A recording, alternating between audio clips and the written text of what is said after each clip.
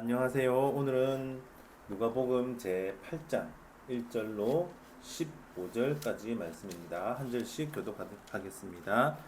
그 후에 예수께서 각 성과 마을에 두루 다니시며 하나님의 나라를 선포하시며 그 복음을 전하실새 12 제자가 함께하였고 또한 악귀를 쫓아내심과 병 고침을 받은 어떤 여자들 곧 7 귀신이 나간 자 막달라인이라 하는 마리아와 헤롯의 청지기 구사의 아내 요안나와 수산나와 다른 여러 여자가 함께하여 자기들의 서류로 그들을 섬기더라. 각 동네 사람들이 예수께로 나와 큰 무리를 이루니 예수께서 비유로 말씀하시되 씨를 뿌리는 자가 그 씨를 뿌리러 나가서 뿌릴새 더러는 길가에 떨어짐에 밟히며 공중의 새들이 먹어버렸고 더러는 바위 위에 떨어짐에 싹이 났다가 습기가 없음으로 말랐고 더러는 가시떨기 속에 떨어짐에 가시가 함께 자라서 기운을 막았고 더러는 좋은 땅에 떨어짐에 나서 100배의 결실을 하였느니라. 이 말씀을 하시고 외치시되 들을 귀 있는 자는 들을지어다. 제자들이 이 비유의 뜻을 물으니 이르시되 하나님 나라의 비밀을 아는 것이 너희에게는 허락되었으나 다른 사람에게는 비유로 하나니 이는 그들로 보아도 보지 못하고 들어도 깨닫지 못하게 하려 함이라. 이 비유는 이러하니라. 씨는 하나님의 말씀이요 길가에 있다는 것은 말씀을 들은 자니 이에 마귀가 가서 그들이 믿어 구원 얻지 못하게 하려고 말씀을 그 마음에서 빼앗는 것이요. 바위 위에 있다는 것은 말씀을 들을 때 기쁨으로 받으나 뿌리가 없어 잠깐 믿다가 시련을 당할 때 배반하는 자요. 가시떨기에 떨어졌다는 것은 말씀을 들은 자이나 지내는 중 이 생의 염려와 재물과 향락의 기운이 막혀 온전히 결실하지 못하는 자요. 좋은 땅에 있다는 것은 착하고 좋은 마음으로 말씀을 듣고 지켜 인내로 결실하는 자니라. 아멘. 이제 예수님께서 이렇게 각 성과 마을과 이제 두루 다니시면서 하나님 나라를 이제 선포하시는 이제 이런 장면이 등장하죠. 이제 구원, 뭐 회개, 이제 하나님 말씀이 이제 전해지는 거죠. 근데 이제 이게 좀 특징적인 여자가 등장하죠. 막달라 마리아가 등장하죠. 7 귀신이 쫓아내신 아주 비천한 사람이에요. 굉장히 비천하고 최하층민이죠. 근데 또 3절에서 보면은 헤롯의 청지기 구사의 아내 요한나와라는 여자가 등장해요. 헤롯은 그 당시 이제 왕이었죠. 굉장히 좀 권력자죠. 왕이니까 돈이 많겠죠. 근데 그 헤롯의 청지기래요. 헤롯의 청지기 구사라는 사람이 등장해요. 구사. 그러면은 청지기라면은 재무부 장관 뭐 굉장히 이제 그 헤롯의 그 재산을 관리할 수 있는 뭐 그런 아주 믿을 만한 신복이겠죠. 엄청난 재력가겠죠. 뭐 대기업 회장처럼. 근데 그 청지기 구사 믿은 게 아니고 청지기 구사의 아내 요한나라는 사람이 예수님을 믿고 따랐어요. 그냥 믿은 게 아니라 따라다녔어요. 그냥 예수님이 복음 전하시는 곳에 그분이 어디로 가시든 붙쫓아 다녔다는 거예요. 긴밀히 따라다녔다는 거예요. 근데 이 요한나가 예수님을 믿고 이제 자기들의 소유로 그들을 섬기더라. 여기서 이 섬기더라 하는 거는 그냥 단순히 일회성으로 끝나는 게 아니라 예수님 공생의 사역 기간 동안 내내 그리고 이제 그분이 십자가에 달리실 때까지 계속 따라다니면서 이제 자신의 가지고 있는 재산으로 섬겼다는 거예요. 주로 이제 그런 헌금들을 통해서 예수님의 식사, 제자들의 식사, 여행 경비 뭐 이런 것들을 섬겼다는 거예요. 근데 이 당시에 이제 지금도 이제 중동에 가면은 여성들은 이제 남자들의 이제 그냥 소유물 정도로 이제 이렇게 인식되고 있어요. 사우디는 요즘 풀렸는데 여자들은 운전도 못할 정도로 그랬고 이제 하나의 뭐 그래서 그 지금도 뭐 터키에 가면은 이제 아내가 3명까지인가 4명까지인가 아내를 둘 수 있대요. 그러면 이제 아내를 막 하다가 요즘에 그러니까 이제 아내가 또 마음에 드는 여자가 있다. 그럼 어떻게 할까요? 아내는 법적으로 3명까지밖에 이제 못 데리고 살잖아요. 근데 마음에 드는 여자가 또 생겼다. 그럼 어떻게 해야 될까요? 이혼이 허락 안 될 거야 아마 이슬람 때문은. 근데 그래서 있잖아 지도세도 모르게 죽는데요. 직톡해. 지금도. 그러니까 거의 뭐 이렇게 약간 비밀. 왜냐면 이게 이 여자도 자기 개인 사유 재산이니까 그렇게 된대요. 비참하게 살도 아직도 이 중동이나 이런 쪽에 보면은 이 당시는 더 했다는 거예요, 이보다 지금보다. 그런데 이제 그 이 성경에는 이제 특히 누가복음에는 이 여자들의 활동이 나오고 있는 거예요. 이 예수님의 제자들과 똑같이 따라다니고 예수님은 이런 여자 성도님 제자들을 동등하게 같이 말씀 듣고 사역하고 섬길 수 있는 이 하나의 동역자로 이렇게 인정해줬다는 거예요. 이게 예수님은 다른 랍비들과 이런 중동의 지역과는 달랐다는 거예요. 왜? 여자들도 동일하다는 거예요. 하나님 나라의 상속자로서, 하나님 나라의 자녀로서 권세를 똑같이 누릴 수 있다는 거예요. 하나님은 남녀 차별하시지 않는 그런 근원뿐이라는 것을 오늘 우리가 이제 1절, 3절 보면서 알 수가 있다는 거예요. 이제 이 4절에서부터 15절까지는 이제 예수님께서 이제 우리가 보면은 보통 씨 뿌리는 자의 비유라고 이렇게 많이 알고 있는데 이 제목에서는 뭐라 적혔어요? 네 가지 땅에 떨어진 씨 비유라고 되어 있죠.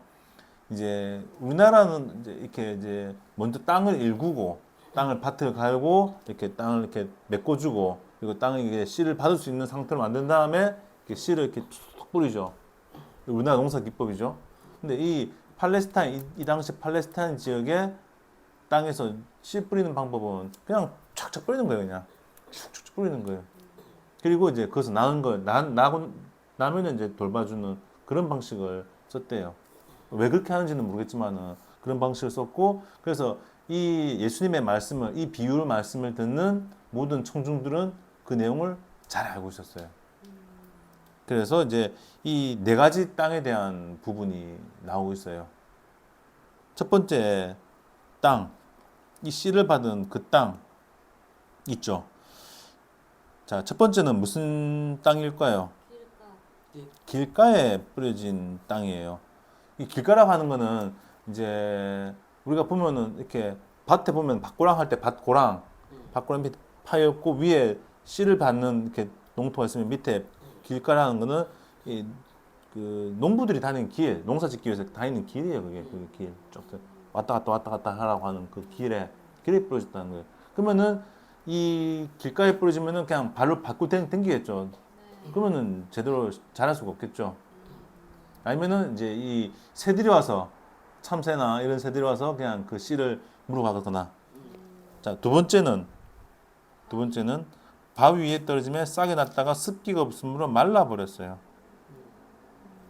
세 번째는 가시떨기 속에 떨어짐에 가시가 함께 자라서 기운을 막았고 우리 따지면 잡초죠. 근데 이 이스라엘 지역은 이 잡초, 가시에 해당되는 이런 작물들이 한 20여 가지가 있었대요. 굉장히 많았대요. 우리나라는 뭐 이렇게 농약도 잘 발달돼 있고 하기 때문에 뭐 그런 잡초가 그렇게 막 무식하게 자라지는 않지만은 이 당시에는 뭐 농약이 어디 있겠어요. 그러니까 조금만 안 해주면 금방 자라고 20가지 되는 그 가시 엉겅퀴들 특별히 많았대요. 조금만 관리해주면 그때 자라버리는 거예요. 이렇게 가시 엉겅퀴가. 네 번째 땅은 어떤 땅일까요? 좋은 땅이라는 거예요. 좋은 땅. 좋은 땅에 떨어지면 나서 100배의 결실을 하였느니라. 이 네 가지 땅에서 이제 결국은 이제 이 밭이라고 하는 거는 이 씨는 씨 뿌린 자와 씨는 결국은 예수님 그 자신이고 그리고 이제 씨는 예수님이 선포하신 그 말씀 하나님 나라의 복을 말하고 있는 거예요. 야, 질문 하나 할게요. 씨는 이게 차이가 있을까요, 없을까요? 씨는 차이가 하나도 없다는 거예요. 씨 자체는 아무 문제가 안 돼요. 문제는 밭인 거예요. 그 씨를 받는 밭의 상태를 이렇게 말하고 있는 거예요. 그래서 이제 그 구절에 보면은 이제 이 제자들이 도대체 이 말씀이 무엇입니까? 라고 하는 거예요. 이 네 가지 비유의 의미는 무엇이며 우리가 어떻게 해석해야 됩니까? 라고 질문을 하고 있어요. 근데 사실 이 비유 자체는 굉장히 쉬울까요? 어려운 내용이에요. 쉬워요? 어려워요? 근데 그 당시에는 다 쉽죠? 근데 이 제자들은 도대체 이 말씀이 무슨 말씀입니까? 라고 따로 물어봐요. 그래서 이제 10절에 제일 오늘 중요한 부분이 있습니다. 다 같이 읽어볼게요. 시작. 이르시되 하나님 나라의 비밀을 아는 것이 너희에게는 허락되었으나 다른 사람에게는 비유로 하나니 이는 그들로 보아도 보지 못하고 들어도 깨닫지 못하게 하려 함이라. 결국에는 이제 이 말을 이게 굉장히 뭐 이제 좀 이제 지루하게 얘기됐는데 쉽게 얘기하면은 이 하나님 나라의 비밀을 아는 것을 니만 알아라 하는 것이 아니라 하나님 나라의 비밀을 아는 것은 누구에 허락된 것일까요? 하나님 나라를 관심하고 하나님을 사랑하고 너희 마음을 다하고 뜻을 다하고 목숨을 다하고 정성을 다하여 주 너희 하나님을 사랑하는 사람들에게 이 비유 말씀이 열린다는 거예요. 자, 예를 들어 볼게요. 엄마가 승민이를 사랑해요. 그 엄마는 승민이의 모든 것을 다 관심하고 승민의 모든 상태를 다 아는 거예요. 승민의 콧구멍이 무슨 완두콩인지, 승민의 콧구멍이 2개인지, 머리에 새치가 났는지, 눈은 어떤지, 귀는 어떤지, 그리고 얘가 목에 하면은 얘는 지금 상태다. 열난다. 그리고 뭐 지금 하여튼 승민의 상태는 승민이가 무슨 음식을 좋아하는지, 승민이가 뭘 사줘야 되는지, 승민이한테 어떻게 하면 클 수 있는지에 대해서 다 아는 거예요. 척척 빡산 거예요, 승민이에 대해서는. 왜 그럴까요? 아빠는 몰라, 사실. 아빠는 승민한테 잘 몰라. 왜 엄마와 아빠가 무슨 차이가 있을까요, 승민에 대한 상태가? 나 맨날 보고 있고. 그렇죠, 맨날 본다는 거지. 맨날 관심하는. 맨날 관심한다는 거지. 마음을 다하여, 뜻을 다하여, 정성을 다하여, 모든 것을 다하여, 온 마음을 다하여 승민을 사랑하고 있기 때문이에요. 그러면은 승민이의 모든 걸 다 하는 거예요. 승민이가 통통이를 하고 있는지, 승민이가 모든 것을 다 하고 있는 거예요. 엄마한테는 승민이는 비밀이 없는 거예요. 승민한테 다 할 수 있으니까. 그러니까 비밀이 없는 거예요. 그러니까 이 하나님의 비밀을 아는 것은 이게 헬라어로 미스테리온이에요. 미스테리온. 우리가 아는 그 미스테리인데 이 미스테리가 승민한테는 이 미스테리가 없는 거예요. 미스테리온이 없다는 거예요. 이 무슨 말인지 이해가죠? 네. 근데 아빠는 몰라 잘. 아빠는 잘 몰라. 엄마는 다 알아. 이게 바로 그거예요. 하나님 비밀. 하나님을 그러니까 이거를 이 비유로 말씀하신 게 이 모든 것들은 우리가 방금 얘기했잖아요. 그 통통이라는 게 이게 하나의 비유예요, 사실 이게. 근데 우리는 아는 사람만 가까이 승민 아는 사람만 다 안다는 거예요.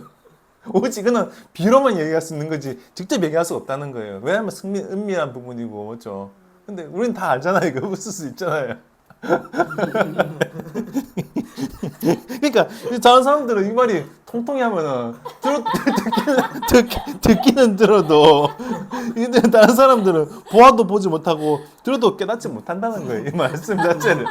승민에 관심하고 사랑하는 사람들은 그 말씀 하는 거예요. 이게. 그러니까 하나님을 사랑하는 사람들한테 열린다는 거예요. 진짜 내 마음을 다하고 뜻을 다하고 정성을 다하여 하나님을 사랑하는 사람들한테는 이게 열린다는 거예요. 그래서 이제 결론은 사실 이게 이 믿음이라고 하는 것은 사람들은 이렇게 생각해요. 첫 번째는 이렇게 뭐 길가에 떨어진 거, 바위에 떨어진 거 그런 것도 다 사실 뭐냐면은 이름으로는 믿는다고 해요. 믿는다고 하죠, 사실. 근데 그 믿음은 올바른 믿음이 아니에요. 그냥 어떤 열광적으로, 막 열성적으로 어떤 감정에 끌려서 눈물도 흘리고 말씀을 감동받고 얼마든지 이렇게 할 수가 있어요. 그러면 어떤 사람도 나 믿었으니까 구원받았지. 이게 아니에요. 오늘 말씀에 그거는 뭐냐면 좋은 땅에 뿌려져야 된다는 거, 씨앗이.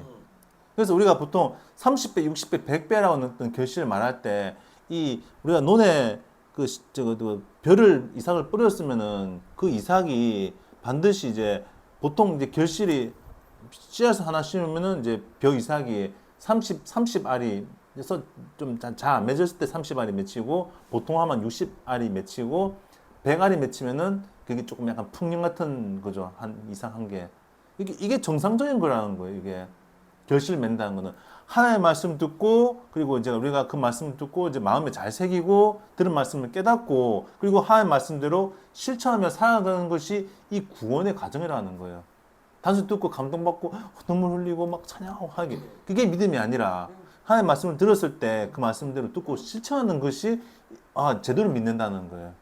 오늘날 교회 다닌다고 이렇게 믿음이 다 있는 것이 아니라 하나님 말씀 듣고 사랑하고 목숨을 다해 사랑하는 그런 사람들이, 뜻을 다해 하나님 사랑하는 사람, 정성을 다해 하나님 사랑하는 사람, 우리 모든 것을 다 내어줄 수 있는 그런 사람들이 믿음이라는 거예요.